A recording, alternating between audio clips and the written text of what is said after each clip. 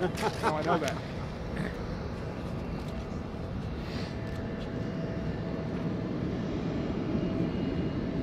Good morning, Governor Cuomo, members of the media and airport staff. Welcome to LaGuardia Airport. A little over a year ago, Superstorm Sandy devastated the region, causing horrific loss of life and property. Here at LaGuardia, Sandy's impact was swift and dramatic. The airport's east end is only 6 feet above mean sea level, protected by a 10-foot-high dike and a system of pump houses. But despite these protections, Sandy's 12-foot-high storm surge overwhelmed the airfield, flooding it with 100 million gallons of seawater, effectively making LaGuardia Airport an extension of Flushing Bay. Not only did water inundate the airfield, so did dangerous debris left behind by the storm surge. The airport closed for 3 days, causing the cancellation of 3,300 flights and disrupting the travel plans of 250,000 air passengers. With airport staff's preparation prior to the storm and their round-the-clock efforts both during and post-storm, the Port Authority was nonetheless able to reopen the airport and resume normal operations on the morning of November 1st, just 3.5 days after landfall. To do this, we had to drain the airfield of floodwaters, remove debris, restore power, and inspect the airfield before we opened it to ensure the safety of the air traveling public. While we thank God that no one was injured or killed at LaGuardia Airport, Sandy did, however, highlight certain vulnerabilities with respect to critical airport infrastructure, which we are addressing now. With the support of Governor Cuomo, the Port Authority is now taking the necessary steps to ensure that LaGuardia can get back in business as quickly as possible should we be hit with another major storm. At this time, the Port Authority's Executive Director, Patrick Foy, will take us through the major projects that we have planned to protect critical airport systems from future events like Sandy. Pat? Thank you, Tom. I want to welcome Governor Cuomo back to LaGuardia Airport. The governor was here observing the first anniversary of Sandy and the work that the team here at LaGuardia has been doing. As we all know, Superstorm Sandy was a weather event like no other, and it wreaked havoc on many Port Authority facilities, including here at LaGuardia Airport. As you just heard from Interim Aviation Director Tom Bosco, the airfield at LaGuardia was literally underwater as a result of Sandy, despite the best efforts of the Port Authority's aviation team. As Governor Cuomo has emphasized to us since then, we must build back stronger, and we need to also build back smarter. Here at LaGuardia, we must take steps to prevent future superstorms from shutting down this airport. By the end of this year, 2013, we expect LaGuardia Airport to have served 27 million air passengers on over 370,000 flights. This activity is extraordinarily important to the regional economy. LaGuardia itself employs 10,000 people and supports directly and indirectly over 100,000 total jobs and generates fully $13 billion in economic activity. Clearly, we can't afford to allow future weather events like Sandy to close this critical driver of our state's economy. When faced with any emergency, natural or man-made at any Port Authority facility, such as LaGuardia Airport, our priorities are always to first, protect life, second, preserve property, and third, return to normal operations as quickly as possible. Toward those ends, I want to highlight a package of 5 projects that our team has put together that will significantly improve flood protection and resiliency at LaGuardia Airport. The first is the installation of flood barrier berms around the Westfield lighting vault over there that houses critical runway and taxiway lighting systems. Second is construction of a concrete flood wall around the West End substation, which is behind where we are now, that provides electrical power to critical airfield systems such as the pump houses, which in the case of flooding events like Sandy, are critical to getting water off the airfield so we can resume operations. Third, we will also construct gravity drains to supplement the airport's existing drainage network to remove floodwater from the airfield. This project will install 2 gravity drains that will allow stormwater to discharge into Flushing Bay, consistent with current environmental standards.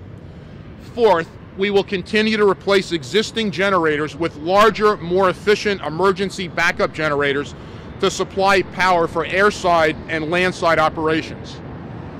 Fifth, last but not least, we will rehabilitate the airport's monitoring and control system for the power distribution grid to enable airport staff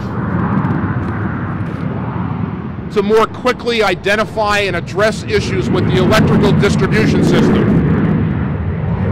During Sandy, LaGuardia electricians purposefully shut down elements of the airport electrical system to prevent permanent damage as rising floodwaters submerged critical electric infrastructure. These needed to be restarted and operated manually once floodwaters receded. A central monitoring and control system will help us bounce back quickly from future storms even more quickly. Together, these 5 projects will significantly reduce LaGuardia Airport's vulnerability to storm-induced flooding and provide the resiliency to expedite a return to normal operations. I salute Governor Cuomo for his continuing leadership and for making resiliency of critical facilities like LaGuardia a first-order priority. His direction that recovery funds be directed to these projects is critical to LaGuardia Airport and to the jobs and economic well-being of New York State. It's now my honor to introduce the Governor of the State of New York, Governor Andrew Cuomo. Thank you, Governor. Thank you very much. First to Mr. Pat Foy and Tom Bosco and Joe Dunn and the leadership of the Port Authority. All New Yorkers owe them a big thank you for the great work that they did during Hurricane Sandy and the quick recovery rate, and we celebrated that once again on the first anniversary because their work was truly extraordinary. And but for their efforts, the damage would have been much, much worse. We also thank them for the good work they do every day to keep this city and state safe through their good offices in the Port Authority. Hurricane Sandy, 1 year ago, believe it or not, when she came and left, and the damage that she left behind, we're still dealing with today. And one of the lessons of Hurricane Sandy is that it was not a one-time episode. We believe that there will be additional extreme weather circumstances. Some people say, well, Hurricane Sandy was once in 100 years. I've been governor for 3 years. I've heard that many, many times, once in 100 years. I believe there is a change in the weather pattern. I believe there is more extreme weather. And I think it would be foolish of us not to prepare and not to learn from what happened with Hurricane Sandy. So our goal is not to rebuild what was from Hurricane Sandy. Our goal is to build back better than before, to learn from what we went through, see where the damage was, and rebuild in a way that will reduce the damage the next time there is an extreme weather circumstance. And we're doing that all across the board. How do you protect the tunnels, the Queens Midtown Tunnel, the U Carey Brooklyn Battery Tunnel? How do you stop water from filling those tunnels? How do you raise the roadways so the roadways don't flood? How do you take the communities that are along the waterfront and put up literally barriers so the high tide doesn't flood homes in those communities? How do we innovate? How are we creative to make sure next time we're in a better position to avoid the damage in the first place? And that's what LaGuardia Airport and these projects are all about today. We saw the damage. We know what happened. We know where the floodwaters breached. We can anticipate future damage, and we can work to prevent it. So putting up barriers to keep the water from coming in the first place. Installing gravity drains throughout the runways, so if the walls and the barriers are breached, the water will drain quickly. Protecting the electrical systems, because salt water and electricity are not a good combination. So how do we make sure the electric substations are above ground or they have barriers around them so they can't get wet. And if those stations are breached, then having the generator capacity on site so we can still operate the airport. It is an extensive amount of work. It's about $40 million in construction and redesign. $40 million is a lot of money at a time when the economy is slow and the budget is tight. But think of it this way. One day of lost service of the airport cost New York about $54 million. So when you think about the loss of the airport being shut down, as well as the safety factor and the inconvenience to thousands of New Yorkers, the investment is a wise investment, and I'm pleased to make the investment on behalf of the state of New York. Again, to Patrick Foy, Tom Bosco, Joe Dunn, and the leadership of the Port Authority, we thank them for what they do. Any questions for myself or my colleagues? We'd be pleased. You want to speak to the timeline on the construction? Sure. First, I'm happy to report that some of this work is already underway. For instance, a significant increase in generating capacity and pumping capacity is already in place. Generators have been added over the past several months. The additional work will be done over the next 12 months. Some of it is actually underway this morning. We're operating with one runway this morning. 422 is runway 422 is not operating because there's electrical work going on. So since shortly after Sandy, we have been engaged here at LaGuardia, Kennedy, and other Port Authority facilities, and that work continues.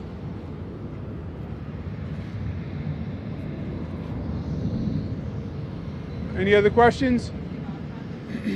Off-topic questions?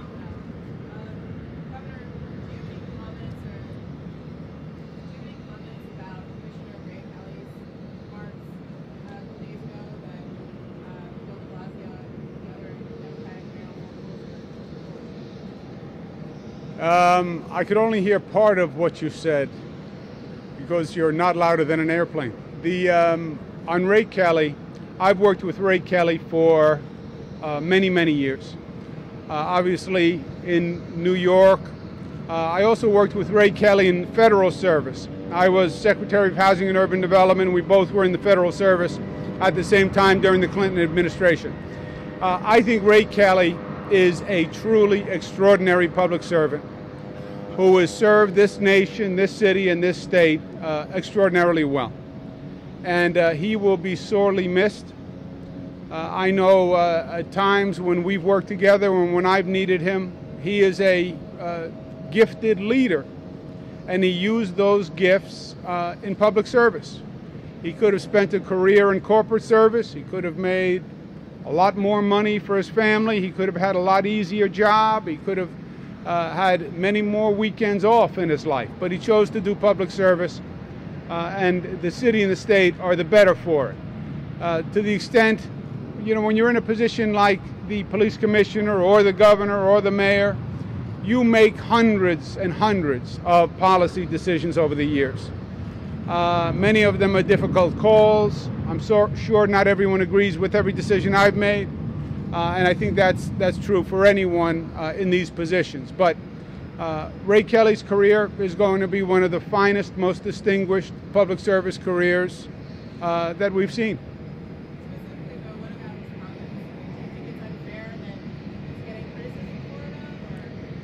Well, look, I think to the extent the police commissioner suggested some people are not genuine in life, I think that's true. I don't think all people are, but are there people who are not genuine? Yes. The verbiage, we can all choose our own verbiage to express that. Okay? Thank you very much. Thank you, Governor. Well done. Thank you.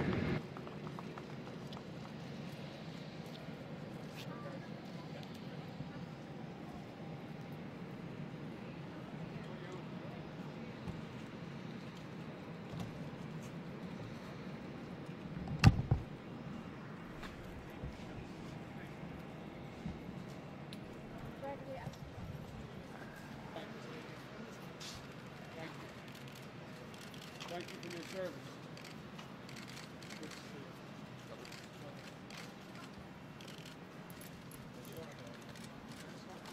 Officer, Governor Cuomo. Thank you for what you guys do. Thank you very much. Sure. Governor, we're going right at the